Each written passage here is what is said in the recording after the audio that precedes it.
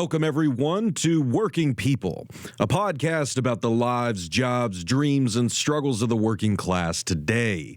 Working People is a proud member of the Labor Radio Podcast Network and is brought to you in partnership with In These Times magazine and the Real News Network. This show is produced by Jules Taylor and made possible by the support of listeners like you. My name is Maximillian Alvarez, and today we are taking an urgent look at the Trump administration's all-out assault on institutions of higher education and the people who live, learn, and work there. As we've been covering here on the show and across the Real News Network, the Trump-Musk administration's attacks on workers' rights, and on democracy as such are frankly so broad, wide-ranging, and destructive that it's hard to really sum it all up here. But colleges and universities have become a key target of Trump's administration and a key battlefront for enacting his agenda. The world of higher ed looks and feels a lot different today than it did when I was a graduate student at the University of Michigan and then an editor at the Chronicle of Higher Education just a few short years ago. International students like Mahmoud Khalil at Columbia University and Rumeysa Ozturk at Tufts are being hunted, abducted, and disappeared by ICE for speaking out against Israel's U.S.-backed genocide of Palestinians. Hundreds of international students have had their visas and their ability to stay in the country abruptly revoked. Dozens of investigations into different universities have been launched by the administration because of their diversity, equity, and inclusion programs, their allowance of trans athletes to compete in college sports, and their tolerance of constitutionally protected Palestine solidarity protests, which the administration has dangerously deemed anti-Semitic and grounds for denial of federal funding. And the administration has indeed frozen federal funding as a means to bend universities to Trump's will. So far, Alan Blinder reports this week at the New York Times, quote, 7 universities have been singled out for punitive funding cuts or have been explicitly notified that their funding is in serious jeopardy. They are Brown University, which the Trump administration said stood to lose $510 million, Columbia, which is hoping to regain about $400 million in canceled grants and contracts after it bowed to a list of demands from the federal government. Cornell University, the target of a cut of at least $1 billion. Harvard University, which has approximately $9 billion at stake. Northwestern University, which Trump administration officials said would be stripped of $790 million. The University of Pennsylvania, which saw $175 million in federal funding suspended because of its approach to a transgender athlete's participation in 2022. And Princeton University, which said, quote, dozens of grants have been suspended. The White House indicated that $210 million was at risk, end quote. The battle on and over our institutions of higher education have been and will continue to be a critical front where the future of democracy and the Trump administration's agenda will be decided. And it will be decided not just by what Trump does and how university administrators and boards of regents respond. It will be decided by how faculty respond, how students and grad students respond, staff, campus communities, and you in the public writ large. We're going to be covering that fight continuously here on Working People and at the Real News Network in the coming months and years. And we're taking it head on in today's episode with 2 guests who are on the front lines of that fight. I'm honored to have them joining us together. Returning to the podcast, we've got Todd Wolfson, who currently serves as president of the American Association of University Professors. Todd is Associate Professor of Journalism and Media Studies at Rutgers University, and he's the co-director of the Media, Inequality and Change Center, a collaboration between the University of Pennsylvania's Annenberg School of Communication and Rutgers University's School of Communication and Information. We are also joined today by Chenjerai Kumanyika, assistant professor at the Arthur L. Carter Journalism Institute at New York University, who serves as a council member for the AAUP. You likely already know Chenjerai's voice. I mean, the man is a radio and podcast legend. He's a Peabody-award winning host of Empire City, the Untold Origin of the NYPD. He's the co-creator, co-executive producer, and co-host of Uncivil, Gimlet Media's podcast on the Civil War, and so much more. Brother Todd, Brother Chenj, thank you both so much for joining us on the show today. I really appreciate it. And, you know, I want to just dive right in, and I want to start by just asking you both to keep pulling on the thread from my introduction to the show just now. Like, I tried to pack in as much information as I could, but really, this is just scratching the surface of things. So can you both help our listeners better understand the full scope of what is actually happening across higher ed in the United States right now?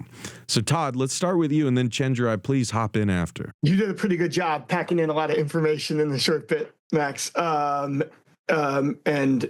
yeah, it's like drinking from a fire hose right now. I characterize the main attacks as about there's about five streams of main frontal assaults on higher ed.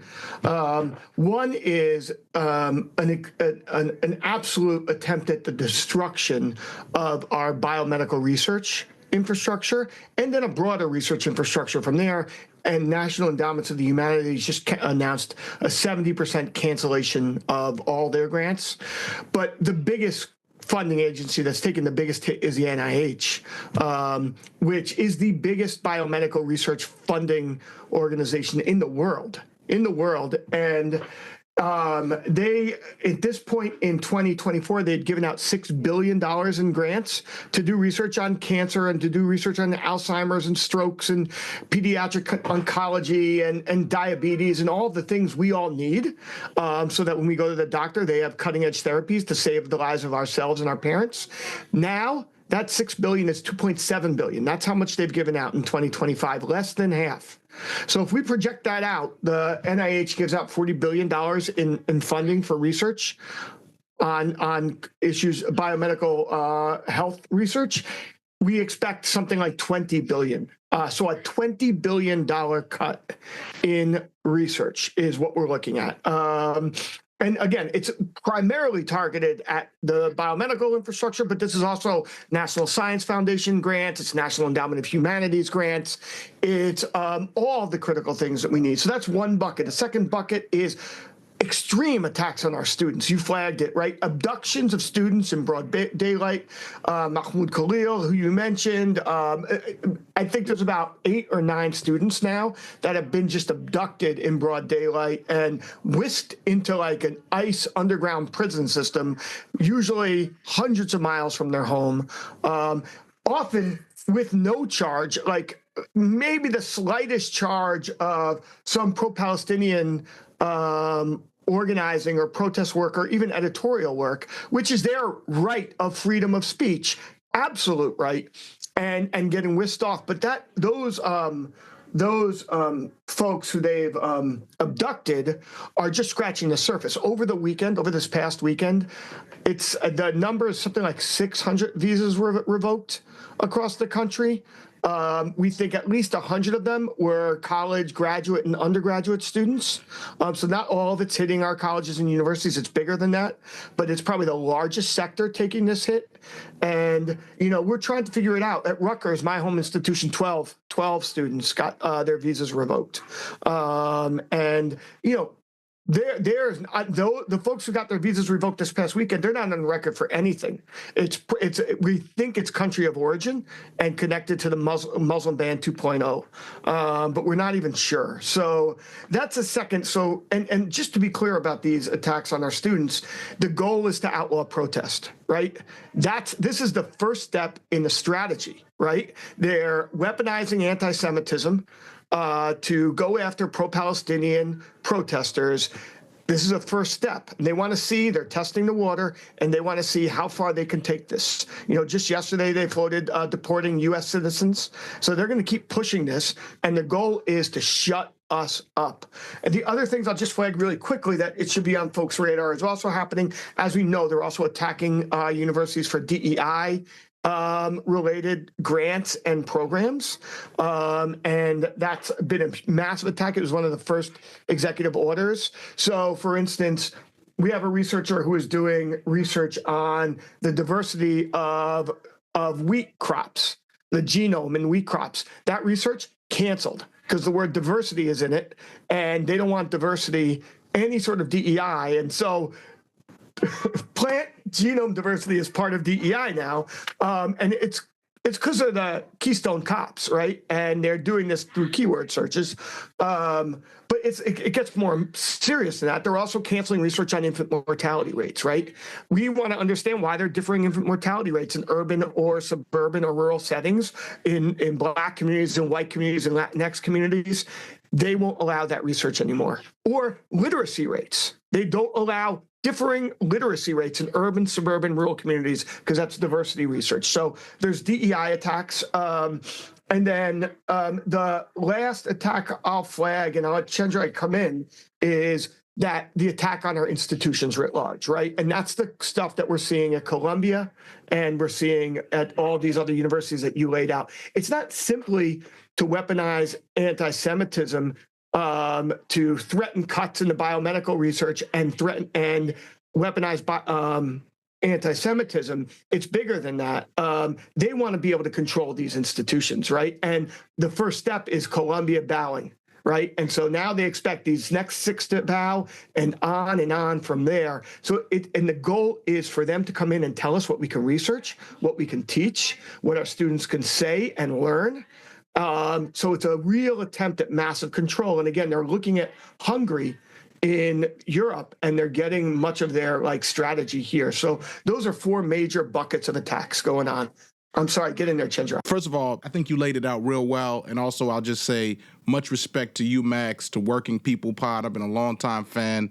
Real excited to be here. So I just want to step back a little bit and talk about, we have to really look at why this is happening. And if you look at these cuts, it points to, a little bit about why they're doing this, right?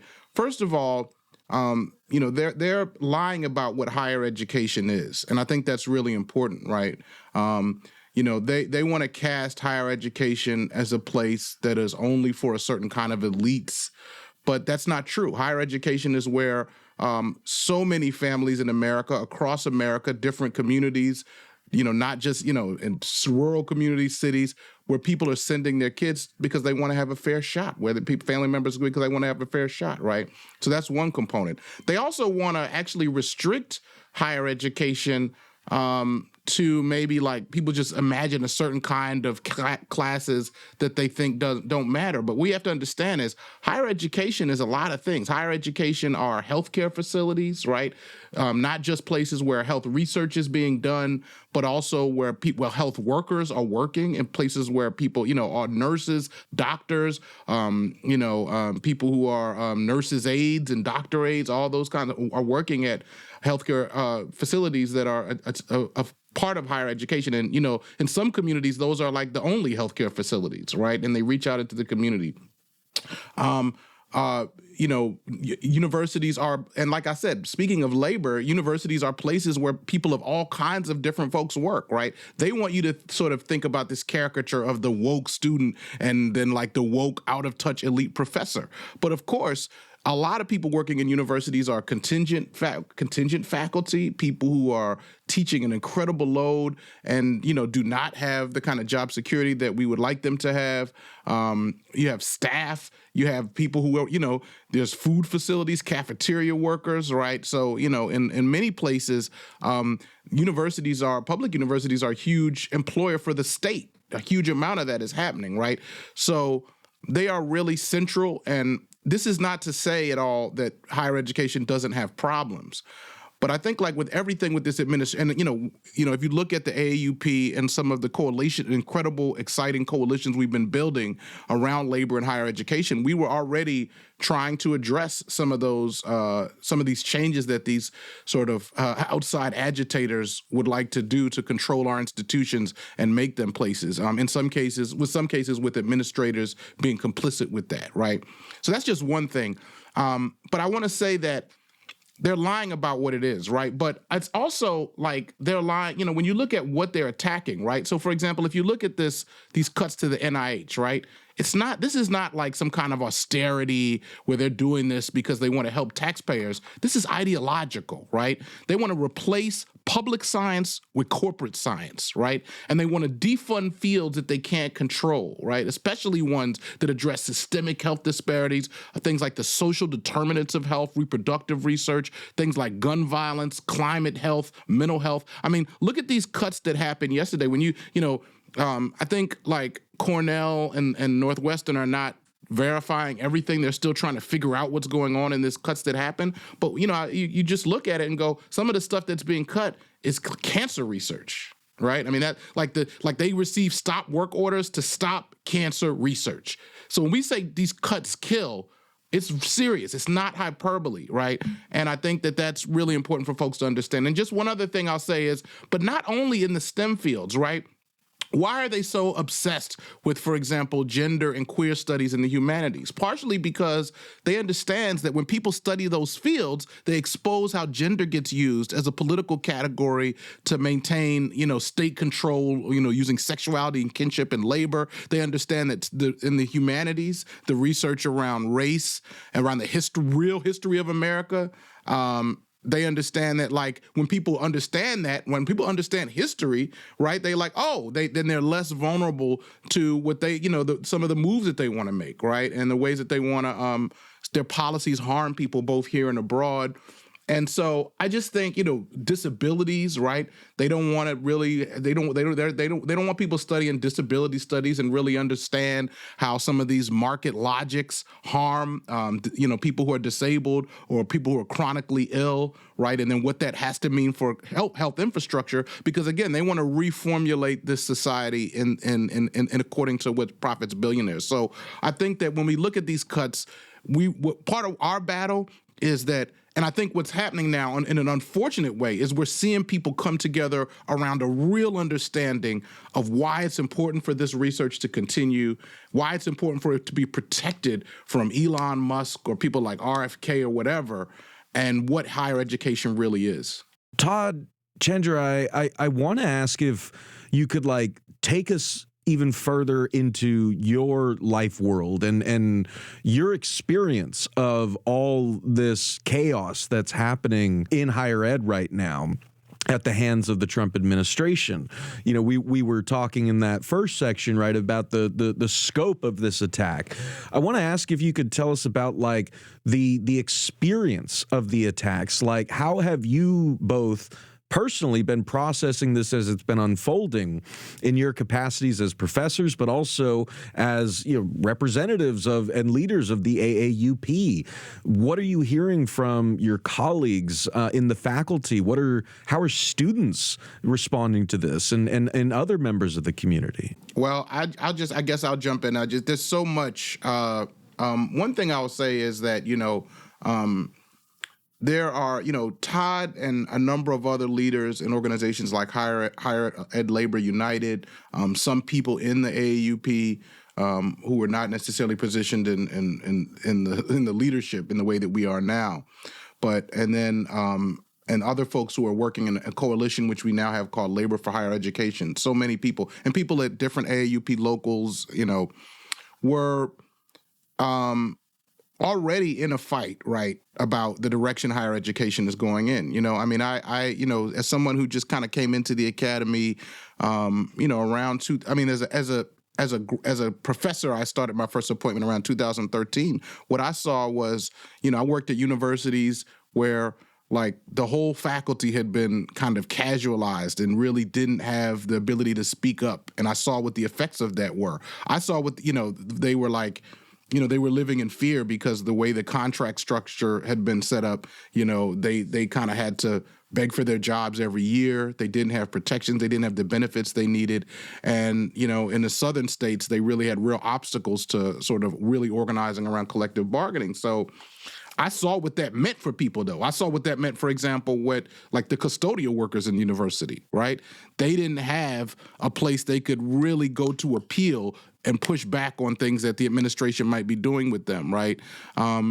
And then I moved through different institutions. I was at Rutgers, for full disclosure, briefly, and I saw kind of the opposite of what it means when you have a wall-to-wall, union, and what it means actually to go through those struggles and all those other kinds of things. So I just want to say that it was really interesting that so many of us were kind of in this battle. I was still kind of learning and getting involved with it. When these cuts hit, what you saw was everything that we had already been talking about just kind of like escalate to a whole new level.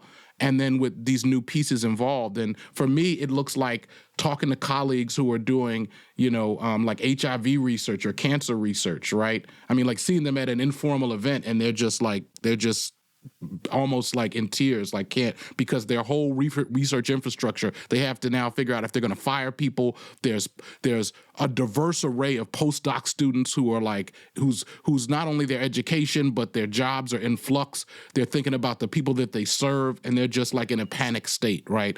And then I'm seeing people who put, it's not easy to get an NEH grant or an NIH grant. You put a lot of work into doing that. And then that work kind of sustains both the communities and, some of those institutions. And I'm just seeing people, some of these grants, for example, are grants that function at multiple institutions. You know what I'm saying? So like, they kind of help to really create an infrastructure for people to do powerful, important research.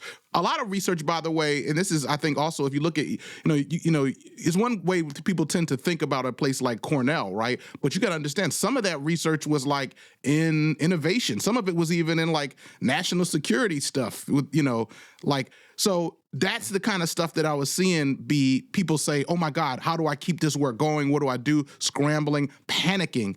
And the idea that the Trump administration is doing this to somehow make America more competitive, to protect working class vulnerable people, right, is like absurd, right? And so, and then to talk about the DEI stuff that was coming down. I mean, we're kind of in the discussion now about the cuts. I would say, it's just fascinating and very clarifying to watch these folks try to just roll back, 100 years of civil rights progress, right, in the most flagrant and obvious ways. Like, it's not like there's no way I can say it. How as a journalist, your job usually is to try to translate something that's not quite clear. This is so crystal clear. People see it. They see what you're not allowed to talk about. They see who's getting fired, who's, And then the final thing I'll say is that when it comes to the issue of, sort of the free right to protest. I mean, students who stood up on the issue of Palestine.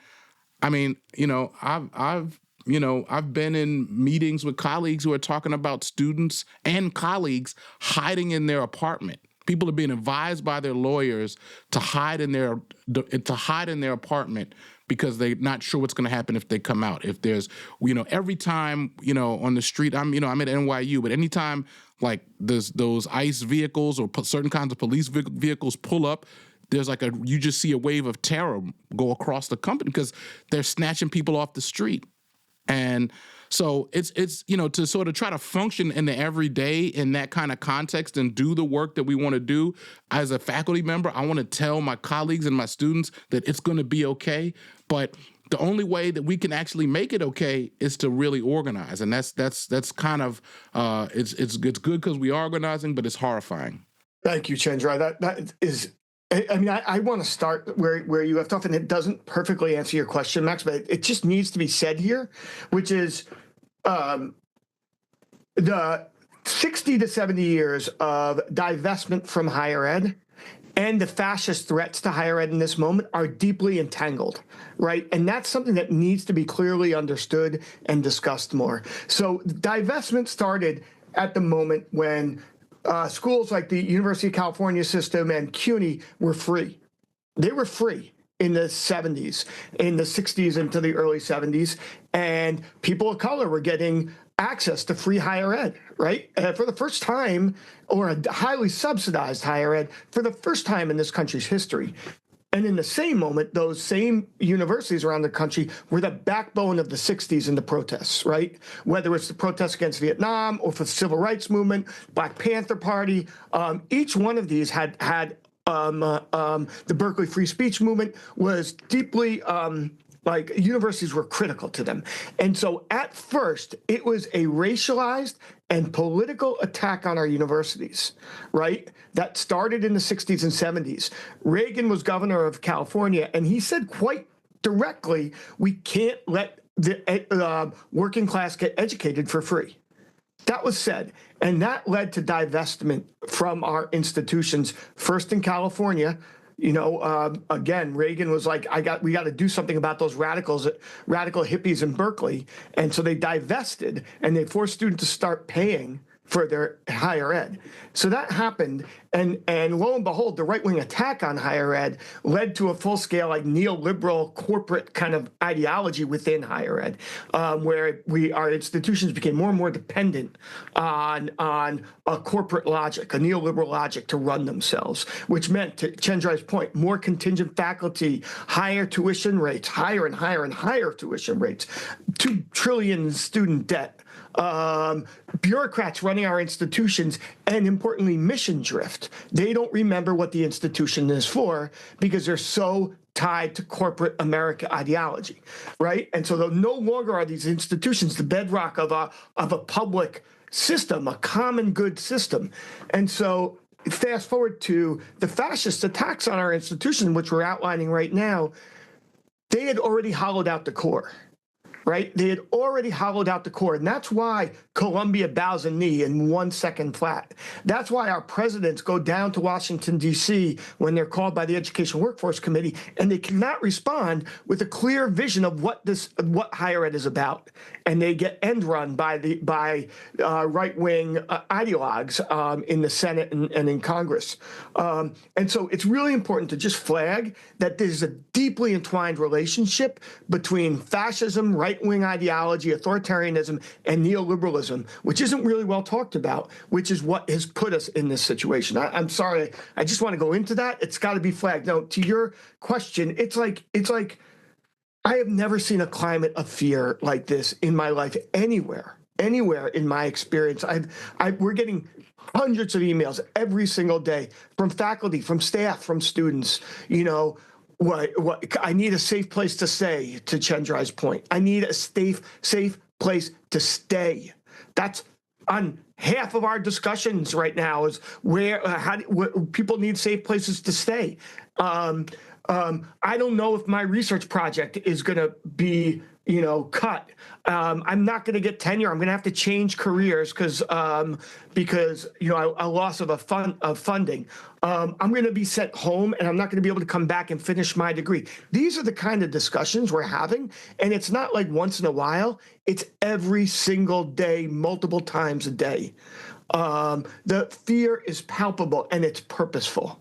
It's purposeful, right? They're trying to destabilize us. They're trying to make us fearful, and they're trying to get us all to bow down to what is a fascist threat to our institutions. And so, I mean, that's the situation we're in, but I'm seeing something else too. And this is what gives me a lot of hope, is that fear is turning into anger, and that anger is turning into action.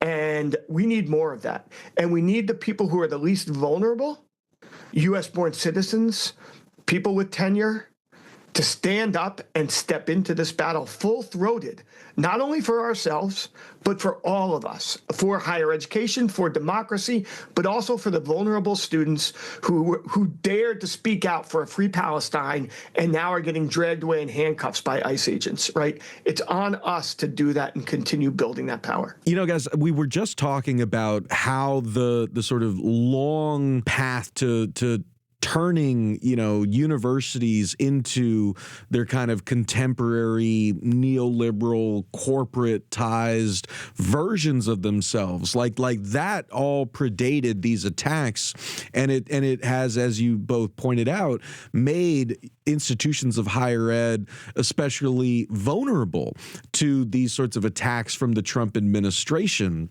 I wanted to kind of just tug on that thread a bit more by asking about the sort of the workforce and what the campus community looks like after decades of neoliberal reforms. Because this was something that I dealt with as, a graduate student and political organizer at the University of Michigan during the first Trump administration, right? We're trying to rally, members of the campus community.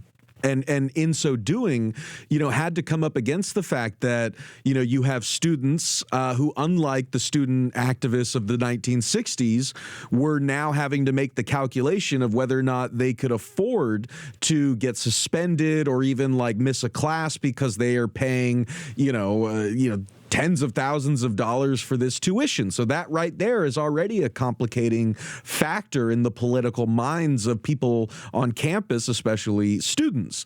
But you also have, Chenjerai mentioned the ways that faculty in higher ed over the past 40 years, we used to have around 75% of the faculty be tenured or tenure track, and only 25% being non-tenure track and quote unquote contingent faculty, adjuncts, lecturers, so on and so forth. That ratio is completely flipped.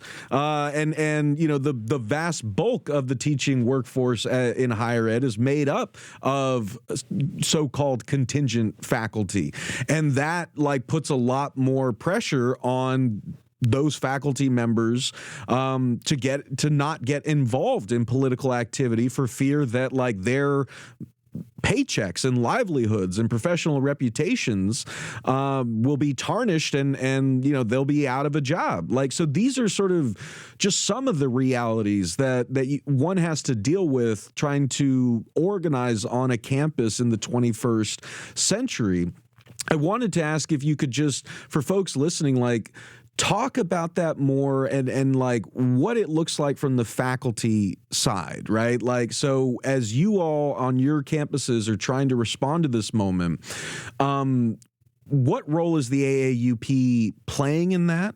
For folks listening, could you just say what the AAUP is, but also what the difference is between, say, a tenured professor and an adjunct professor, and their involvement in this fight right now? So I'll just lay out what the AAUP is, real brief. So AAUP is over 100 years old. John Dewey, one of the great U.S. scholars, was one of the founders of it. And when it was first, and this is why it's a complicated organization, when it was first established, it was a professional association for faculty. And it probably was like that for its first 50 years. But in 1970, or about that time, it also started unionizing and building collective bargaining units. So it's been a layered history of first a professional association, layered on top of that a union, a national union for faculty in particular. And so today it is both of those things, but from my vantage as the president who comes out of a strong union at Rutgers, I think in this moment in time, it needs to act less like a professional association and more like a union. It needs to build power, it needs to organize, and it needs to fight. Fight not only up against the threats we face right now with the Trump administration, but also fight to reimagine what higher education is for and about, which I'd love to get to. But I'll say one other thing about this and then quickly talk about faculty and then kick it to Chenjerai, which is we have 500 chapters across this country on every type of university, in community colleges, 2-year institutions, at 4-year publics, 4-year privates, in Ivy League institutions, every type of institution. Out of those 500, about 400 of our chapters are called advocacy chapters. They don't have collective bargaining rights, and about 100 are unions. And an important thing for your listeners to know is in private universities, tenured faculty do not have the right to unionize. But in public universities, they do. So it's a strange bifurcation, right? And so there are a few places where faculty have unions in private institutions, but almost the entirety of tenure stream faculty that are unionized in our public institutions. And so then I'll just say one other thing for folks to know, which is, and unfortunately, AAUP used to primarily cater to tenure stream faculty. Our leadership, we do not believe in that. We believe in everyone fights together, wall to wall, coast to coast. And so we're really fighting to reframe that and it's not just about faculty. We need to build with faculty. We need to build with our postdocs, our grad workers. We need to build with our undergrads. We need to build with our custodial staff, professional staff, tech, across the board, our medical workers. That's the only way forward. That's the only way we build the power necessary to fight back. And the last thing I'll say is that the professoriate, the faculty in this country, you flagged it, and it's important to know it is not what they say it is. The majority, at least the plurality of faculty, are contingent. Most of them are adjunct faculty, which means part-time, and most of them are applying for their jobs semester after semester, every semester with no benefits, zero benefits. And so we have adjunct faculty that are teaching 6 classes in a semester at 6 different institutions up and down the Eastern Seaboard, right? So the teacher is one day in a school in upstate New York and the next day teaching in Philadelphia.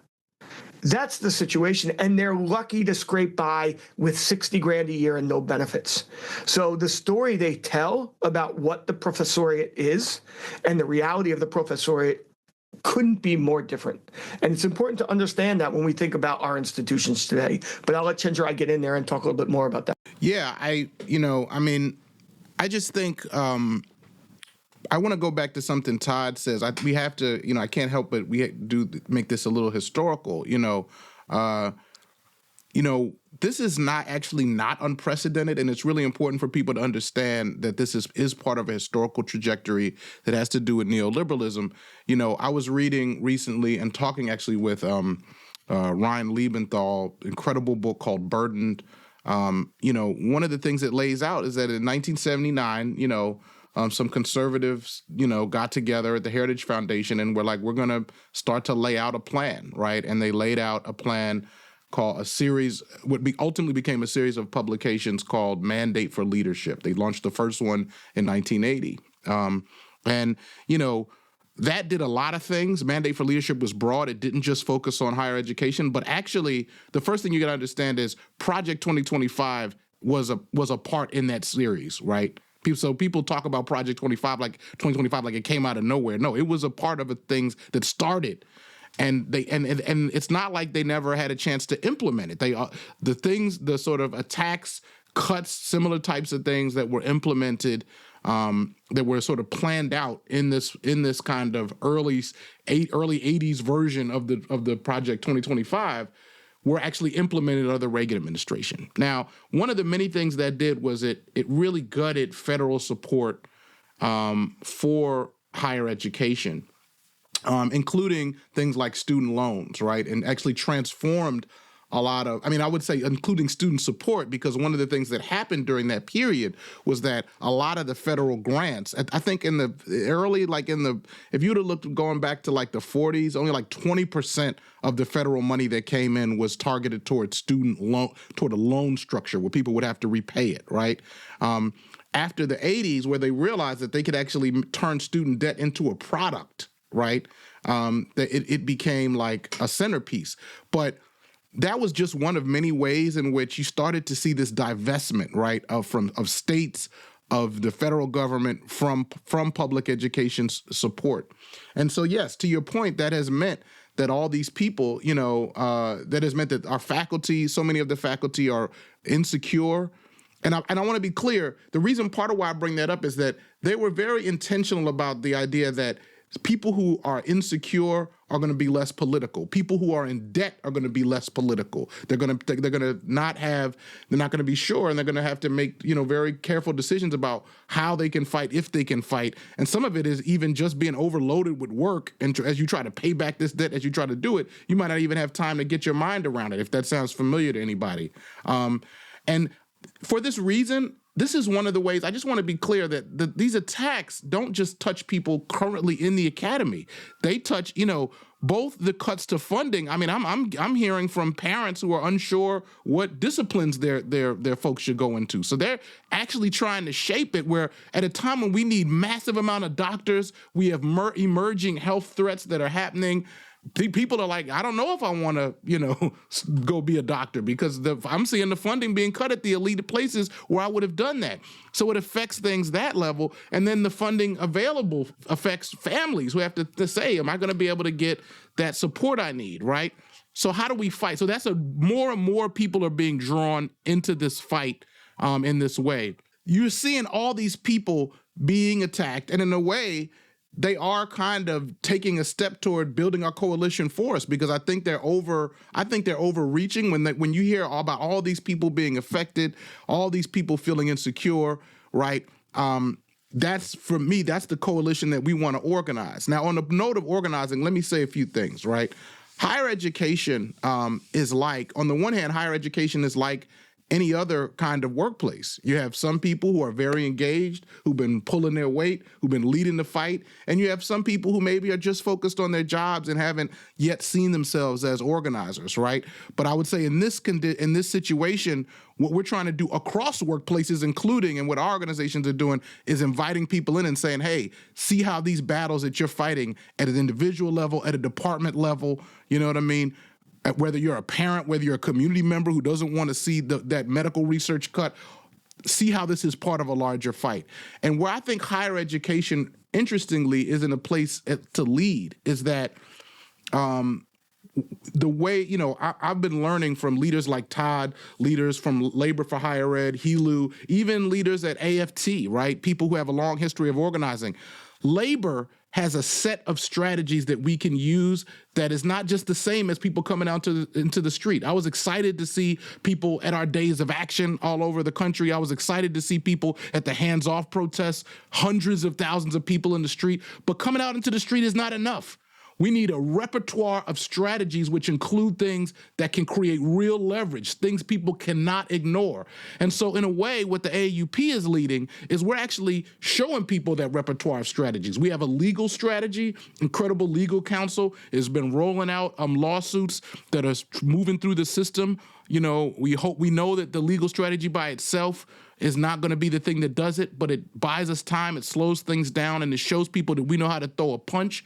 And at the same time, we're building the power that we need to take real labor action. We're doing educations and teachings, right? So in that way, what I've seen is that, there's times when people don't necessarily know really what I do as a professor, or they're like, oh, you often a professor in the books. Now I'm seeing people who are outside of the academy saying, we love the way that higher education is leading at a time when folks don't know what to do. And maybe they don't know what to do beyond just simply coming out into the street, which again, I encourage. You ain't gonna hear me be one of these people talking about people, well, I don't look, the demands weren't clear enough. This and that. No, listen, this is a time, honestly, to think like an organizer, not like, I'm just going to say it, not like a social media influencer. Social media influencers build currency because you just point out, you dunk on people. Look, if there's somebody who voted for Trump and they see it's wrong now and they're like, I want to get involved in changing it because I don't like what I'm seeing, I want to welcome that person in. I'm not here to dunk on you. I don't get nothing but dunking on you on clicks and likes. But if you join our coalition and become part of it and spread the move to your people, we get stronger and we can fight this. And that's what we're trying to show people, our version of that with the way that we're organizing. And again, I'm learning this, right? In a way, I'm newer to this than other people, but it's really exciting to me to feel like there's something we can do. Todd, Chenj, I have so much more I want to talk to you about, but I know we only have a few more minutes here before we have to wrap up. And so I want to make them count. I wanted to, in this last 10 minutes or so, focus in on 3 key questions. One, if the Trump administration, right, is not stopped, thwarted, frustrated in its efforts to remake higher education in this country, what is the end game there? What are our colleges and universities and our higher ed system going to look like if they get what they want? The next question is, and then on top of that, like the situation that people are in is needing to defend institutions that already had deep problems with them, as we've been talking about here. And you can't just galvanize people by saying we got to defend the norms and institutions that were already in place. That's the same university system that saddled, people like me with hundreds of thousands of dollars of debt that, like we're not exactly chomping at the bit to like save that system in its current form. So what is the alternate vision? What is the future of higher education that y'all are fighting for and rallying people around? And then the last question is, how do we get there? What can folks listening do to be part of this, and why should they get involved before it's too late? Look, I think it's really clear what the Trump administration's goals are here. And they've taken this out of 100 years of history of authoritarian and fascist regimes. And one of the key sectors that these regimes always target is higher education, always. I think most recently it is Viktor Orban in Hungary, but you can peel back our history and you'll see it's happened before in many different moments when fascist forces are on the march. And so the reason why higher ed is targeted is because it's an independent formation that offers a counter. It can offer, not always an imperfect, but can offer a counter political ideology. And it needs to come under control of the state, because otherwise it is a danger to the state's ability to push forward fascism, in particular an educated populace, right? And so there is a real goal here at the biggest level to slow down enrollment numbers, take over the way higher education is done, so that we are not a counterforce to fascism in this country. And so it is a clear path towards that. This is not the only institution that they're going to target and go after, but it's one of the key institutions that they will go after and target. Labor's another, which is why labor unions in higher ed are at such a critical crosshair. Another is college students and protest from college students who have always led this country, have always been the mirror of, like, showing a mirror to us and showing us what we look like, and been a moral beacon for us. And so, like, there are real aspects of higher ed that are really, really dangerous or threatening to a Trump administration and what they want to achieve. And so if they get rid of higher ed or they take control of it, I think it is a step towards, it's not the entirety of, but a critical step towards authoritarianism. We could call it fascism, we could call it post-fascism, we could call it an illiberal democracy. There's a lot of ideas going around about what exactly we're in, and I think it's a complex merger of a host of things, but I think wherever they're trying to go, it means less voice, less power for all working people, and getting rid of the higher ed is a way to get there. And so I'll just say two other things in this short time to you, which is, one, higher ed has never been perfect, right? Let's just be clear about some of its worst moments in history. Our great land-grant institutions, which are great, one of the great things about American higher ed system, which Lincoln dubbed the people's colleges or some, along those lines, were all based on taking off stolen land from indigenous people, right? That's clear. That happened, right? And those same indigenous native folks didn't get to enjoy and use those universities to advance their lives, right? So they merely were extractive from the people who were here first, right? But then also post-World War II, the GI program, black people didn't get access to it the same way white soldiers coming back did, right? And so always at the heart of this institution has been racism, and classism and sexism has been coded into our higher ed. So we should be clear about that. And we don't want to build a new higher ed that replicates those problems. We need to reimagine it. but we need to reimagine it building off what we have now. We can't just say tomorrow we want something wholly new. We have to take steps. People are getting their livelihoods from these institutions. They're finding ways to have social mobility through these institutions. So we need to build through them. And what our vision is a fully funded public higher education system. Fully funded. Nobody should be going to college and coming out in debt. Nobody. And there needs to be an end to student debt. We need to end the debt that has already been accrued. That's better for all the people who have that debt, but it's also better for our economy writ large. For you, Max, we got to get rid of your debt too. And then we have to make sure that people who work on our campuses work with dignity. Right now, that is not the case.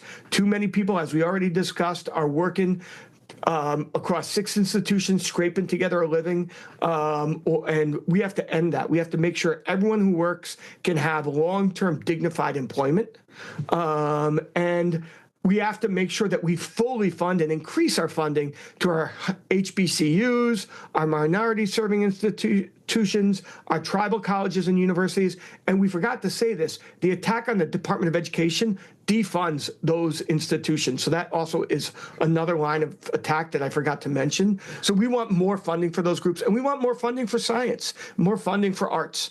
And so that's the kind of higher ed we want to build. We want to build that higher ed as one which has shared governance so that the students and the faculty and the staff of our institutions govern our institutions, not business bureaucrats that now control them. So that's a vision we want to put forward. And the last thing I want to say is we have a way to get there, but the first step has got to be responding to Trump. Right? We can't build the vision of higher ed that we all want without first standing up to fascism. And so Chenjerai said this, and my heart sings when he says this because we're on the same page. Protests are great. They are not going to stop fascism. They will not stop fascism. The courts are great. Thank God. They've done a good job for us so far in holding up some of the worst aspects of Trump's illegal moves. They will not stop fascism. We are going to have to scale up our organizing. Higher ed is going to have to build with other sectors, federal workers, K-12 workers, healthcare workers, immigrant workers, all under attack in different ways.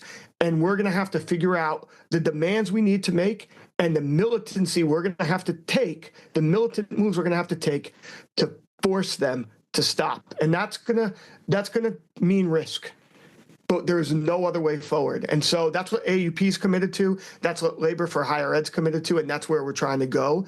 And we need other sectors to join us to get there. Yeah, I mean, Todd really said it. I would just add 2 points to that. I mean, when you see, what's being cut and what's being attacked, you're getting a glimpse of the future of what it is. And you could go to places like Hungary. You could go to a lot of places where these things are a little bit more developed and see what this looks like there. And I guarantee it's not something that we want.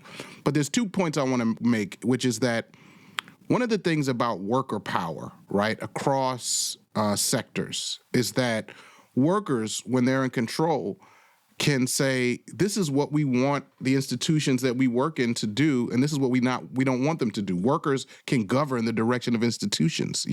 When you see Amazon workers and tech workers who are stepping up saying, we don't want to be involved in making, technology that's supporting genocide or that's just supporting oppression or data extraction here at home, like that's worker power. Workers saying, let's get together and dictate what happens, as opposed to administrator, or I would just say sort of like billionaire executive power, which is organized around a completely different set of priorities, right? And the same is true in the academy. One of the dangers is that if you look at the various parts of labor at the university, I mean, folks are also saying this is what we want our universities to be on the right side of history, doing powerful, important work. We do not want them to be involved in suppression. And if you don't like what you see at Columbia, where you see them bending the knee, and then you see them actually becoming complicit in a way, teaching the Trump administration what they can do, what they're allowed to do, that's a consequence of not having sufficient worker power, right? And you're going to see more of that. So you're imagining not just what's going to get removed, but now imagine that universities are really deployed as an arm of fascism, right? And that's in all its different formations. So that's one thing that I think is at stake. The second thing I would really bring up is that higher education battles are so important because everything that we really want to try to make this world a better place is interwoven with higher education. So if we want to defeat the urgent threat of climate change, that takes research, people who are finding the solutions, right? Precisely the kind of research that's being taken. So that's not just about what's happening at universities, it's about the climate stakes for everybody. And most of the people that affects are not in the university, but the university research and making sure you're having real research on that is central to that. When you talk about healthcare, fighting for a world where we do have healthcare for all and understanding what that healthcare needs to look like, the university is crucial for that. Todd already mentioned the NIH was responsible for I think basically all the therapies that came out that were useful in the last decade, really, right? So you can't talk about healthcare without talking about it. When you talk about labor and this emerging regime where, labor protections and technology, trying to understand what is this actually going to look like, what people producing real research like our colleague, Vina Dubal, who's looking at what actually is happening with these algorithms for real, right? And how are those algorithms going to affect things as these people try to kind of Uberize the entire planet, right? And subject people and create a situation where people don't have benefits and all that. That research is also being done at the university. So I just laid out three right there: working conditions, healthcare, climate change, and we could go on.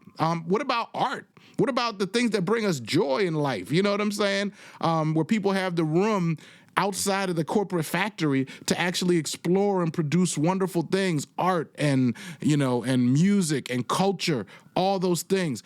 So to me, what's at stake is literally that future. And as higher education workers, it's up to us to make sure that, as Todd is saying, we want to fight for the conditions of education, that it really is working for the common good. But also we got to fight back this. We have to fight back this monster. And I'm terrified right now. I got to say, it's okay to say you're scared. By what I'm seeing, but I'm also encouraged.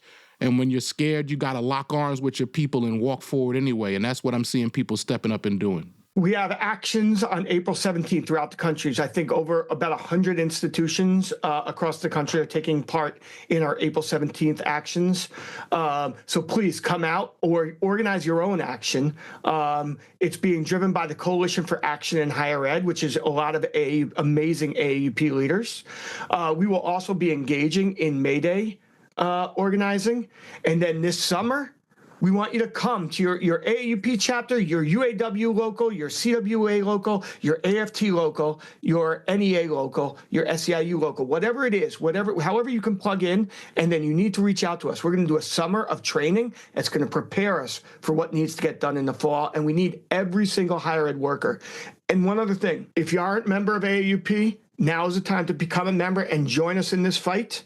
And if you don't have a chapter, you need to build a chapter on your campus, and we will be there with you every step of the way. We have a campaign called Organize Every Campus, and we will help you build your campus chapter and build your power so you can fight back at the campus level while we collectively fight back at the state and national level together. So join AAUP today.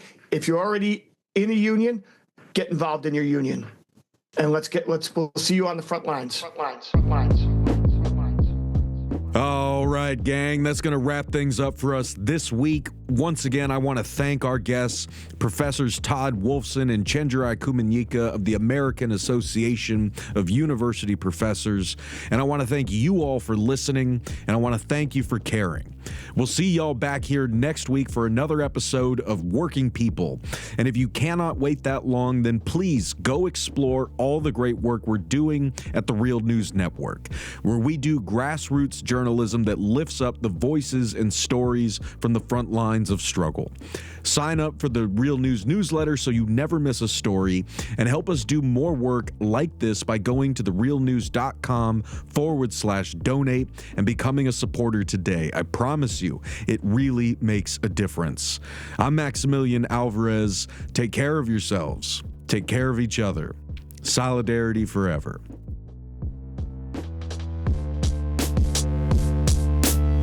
When my face face you no longer see.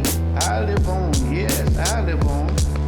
Wherever we go, we are going to roll the Union on the song. I live on, yes, I live on. Wherever hungry are we. Just as hungry can be. Yes, son, I live on, yes, I live on. Where mean things are happening in this land. Read a song, I live on, yes, I live on. Wherever the book